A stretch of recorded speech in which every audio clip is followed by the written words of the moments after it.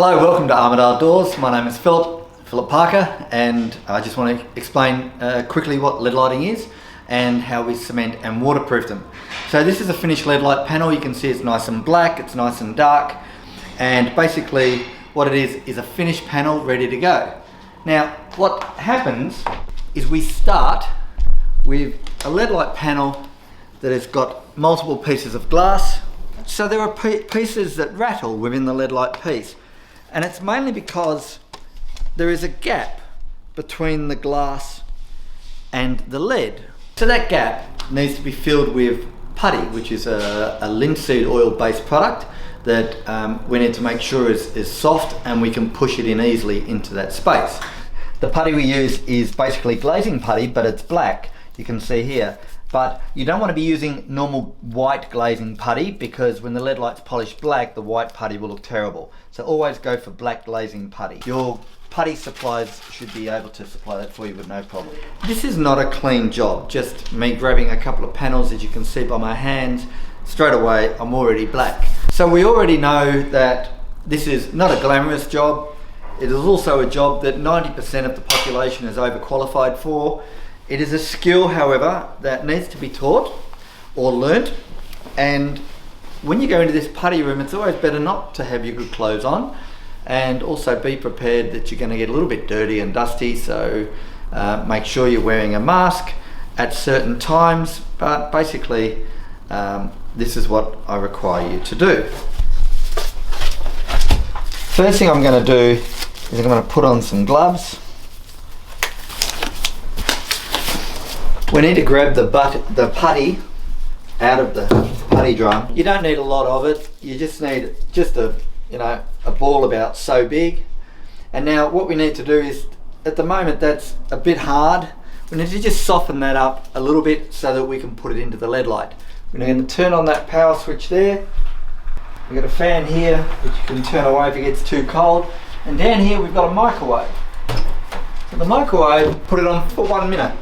1 minute's enough just to soften up the putty, and away we go. Okay, so the putty's out, and as you can see, it's a lot softer. Be careful, because the putty coming out of the microwave can be really hot. You'll feel it through your gloves, so as long as it's kind of, you can hold it and it's warm, it's fine. If it's too hot, just break off bits like that and let it cool down. So you always do the smooth side of the glass first, and to find the smooth side you always go to the roughest looking texture. So in this case it's this one, which has got all the dots on it. So you look for that one, you feel it, and you go, that's rough, that's smooth. The smooth side is always done first. Get the putty and you can roll it into a little ball, and you sit it on that finger there like that. You need to push it with your thumb under the gap like that. Now this can be hard on your thumb, but equally, you see all that putty, you need to use another finger. Don't use the same thumb, because it's going to get tired pushing the putty in. Put it in like that, get another finger and just scrape it across. Go along like that, get another finger, scrape it, and you can do this pretty quick, okay? And you need to do the whole panel like this. Push, scrape, all these little bits. Push it down into the middle and scrape. Now, one of the biggest fears that people have is pushing too hard. You won't break this glass unless you push straight down on it. But we're not pushing down, we're pushing across like this, because I'm pushing that putty up underneath that groove, okay? Start with a pattern. In other words, I'm going to do this whole side all the way up there like that, and I'm going to do every side that faces that way. So anything like this, all the way up through the middle and along and along, and you'll see when the putty's not actually staying in. See, that just came straight out. So just push it, run your finger along it. It's a bit there, you see, that's just broken off. I've done all that way now, and now I'm going to go back the other way. Now you're in those little bits, you push them in, and you push your finger in like that to make sure that you're pushing that putty into all those edges. And as you can see there, the whole panel is filled. Now what we need to do is take off that excess. If you see when you're going, look, there's a gap there, you can just put a bit of putty into it. Now this is as easy as you need to do this. You can see there that pulled out. If it's pulled out, there's nothing in there. I don't even have to look, I already know just by seeing it. So this is something that you need to watch as you're doing it. But the importance level of what I'm doing now is probably out of 10 only a 4. It's not important how it goes in, it's not important how it actually comes out, it's not important how clean it is, it's not even important about how much putty I leave on the face of the glass. It really is just about trying to get as much putty in on this first run as I can. Now that's, to me, one side done, and right here I can see, just as you go, pieces will fall out as you go. I can see a big bits falling out there. Just no big deal, put it in. Again, not a great importance about making sure it's perfect at this stage because there's so many other stages to go. I'm going to flip the panel over. Lifting lead lights like that is not good because the lead lights, some of them, especially the bigger ones, will want to bow. It's important that when you're moving lead lights around, try not to drag them. All you need to do is you can lift them a little bit and move them, but this is always the best way to lift the panel off, especially the bigger ones. These ones not so bad, you can flip them like that, but you don't want to get into the habit of dragging them across the table. You want to get used to just picking them up, making sure they're supported on one edge, putting them onto the other edge and dropping them down like that. That's how you're going to be maneuvering these panels around most of the time. And all we need to now do is do the other side. This channel is not going to be as deep as the other side. You won't get as much putty into this side, and sometimes it's a little bit difficult to do it. So just make sure your putty's nice and soft so it'll push under there nice and easy. Now is when we need to just check. When you stand it up, you can see the pieces clearly where the putty is not inside the lead. So here's one here, just by rotating it I've picked it up. It's just the level of importance here now becomes a 6. This is when you really need to make sure that all this is all done. As far as making sure all the gaps are filled, it's basically a 10. Now that we've done the second side, the rough side, what you'll find is some of these textures hold the putty a bit more than others. So if you get really deep textured glass, you've just got to get that putty off the glass at this stage.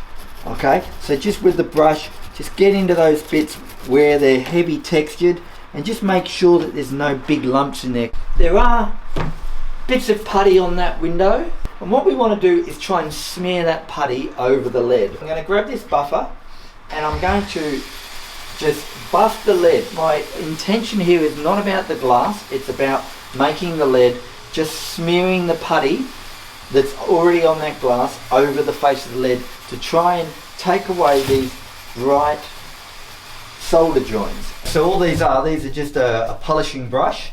They will wear down, but it's a particular hair brush that you can find from any brush company, or your lead light suppliers will have these brushes. And it's just literally connected to a buffer, and away we go. So once you've done that side, all you do is you need to just turn it over. This is the side which was oozing out because we were pushing the putty in from the other side. So this is my first side that I did. I'm now going to just go through here and clean this out. Now we're starting to finish the panel. So my importance level here is about an 8. Okay, I'm happy with that. All the ooze is off the panel, and all I need to do now is do that smearing again, where I grab the drill. Now sometimes, as you saw when I was doing it before, the lead light being so small wants to move. So there's so many things you can do there. The first thing I would do is, if I've got a few panels to do, I'll just go and grab one of the bigger panels that I've got, and I'll just carefully put that there. Now one of the things about these panels, this is a no-no. You never pick a panel up and turn it like that on its side. What will happen is that panel, if I'd done that, would have bowed like this, and the glass here would have broken. So the panel, to put it down, especially long ones, put a long edge down onto the bench like this, so that the panel itself is being fully supported. Then you can lower the panel down onto the bench like that. Now what you need to do is just prop that across, and that'll stop that panel from moving under the pressure of this.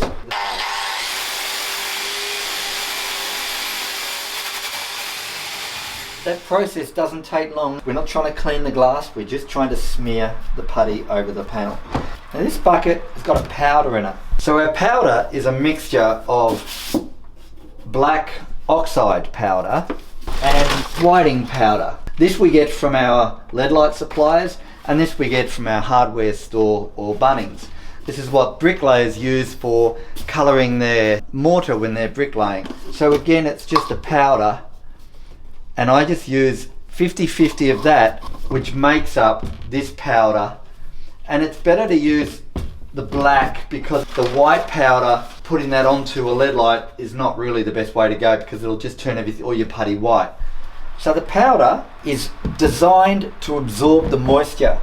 You can see on the face of the glass here how there's all that smear and moisture from that oil from the putty. Now all this smearing, which is all over the glass, needs to come off, and we need to start cleaning this glass up. This will do it. We don't want to be putting a lot of this on. The more we put on, the more we have to take off. It's highly concentrated. So just a couple of dust splots like that is more than enough. Now this is a powdery substance that is the dirty part of the job. So it's really important we put the fan on. And this brush is going to be smearing this powder over the glass and help cleaning it. And the fan button is the middle button over here. Now this is where we need to put a mask on to make sure that we're protecting ourselves. So it'll be your responsibility to make sure that we always have these masks. So you just need to ask, and we will make sure that you've got some. We're going to turn on the fan, and all we're going to be doing with this is concentrating on the cleaning of the glass using this brush. And that's just angling the brush over this, and you'll see when I get started how the dust will start to rise. This is when the fan over here is important, because we need to rotate that to blow any excess dust towards the fans at the back.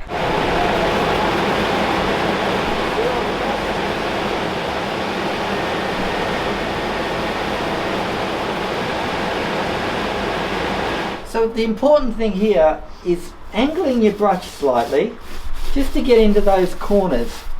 Okay, just not too much, just enough so that the angle of the brush bristles will get into those where the lead lines are. So we're concentrating not really on the lead at this point, just into these bits to try and get the bulk of that off. Now once we've done that, we then need to put the fan back on, and we're going to use the buffer to now start buffing up the Leadlight panel. Now you could see that I was angling the brush. Now what I'm doing there is getting into these corners and making sure that I'm getting a lot of this out. This is a time where you can just, if you want, just grab a rag and put it on a stick, and just some of these corners are going to have a little bit of dust and stuff in them, and you might find a little bit of putty that's oozed out. It's a lot easier to do it now while it's in this light, and you've got the buffer here just in case. This isn't the last clean, so it's not that important to be 100%, it's just a bit easy to do it now while it's all wet. There's one side. What I'm going to do now that that's done, picking it up, putting it down, and keeping it all supported. Now I'm not dragging it across the table, as you can see. I'm going to lift, push it across so it hits there, and drop it down. Now I'm going to strip off the other side. Again, picking up the excess putty with another piece of putty. This is the last time, or hopefully the last time, we're going to be doing a lot of this scraping. Again, we need the powder, just a small sprinkle. Again, put the fan on.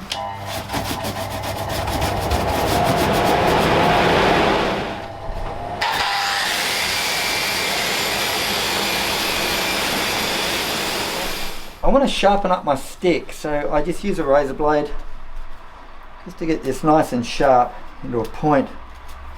Again, I just want to make sure I've got into all those corners. Just very quickly, this is not a job that needs to take a lot of time. It's just about being quick and moving around, having a quick look.